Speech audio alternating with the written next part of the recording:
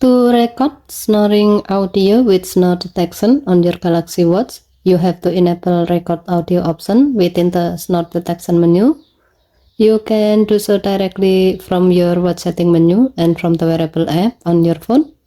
As the example, we will do so from the Wearable app on Samsung Galaxy S25 Ultra. On your phone, go to the app screen, find Wearable app, then tap it.